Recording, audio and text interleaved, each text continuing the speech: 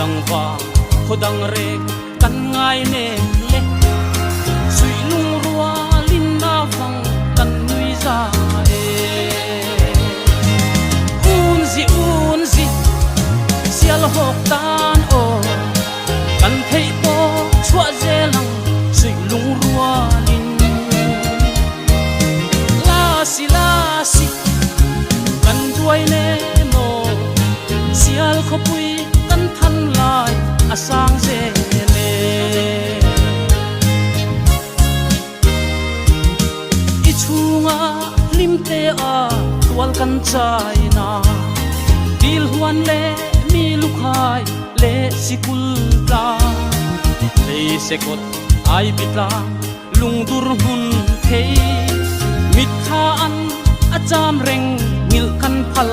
lo un zi sial hok tan o kan thei to chua je lang sui lung rua lin la si kan duai ne mo sial kho pui kan than lai asang je le tu na zong sial kho pui khai choi le te ai zol le tlang rang aleng zong te sui lung rua in thei lai kan vor za e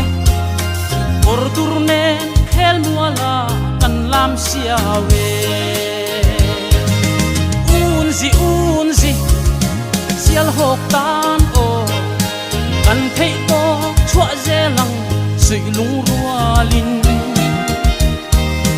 la si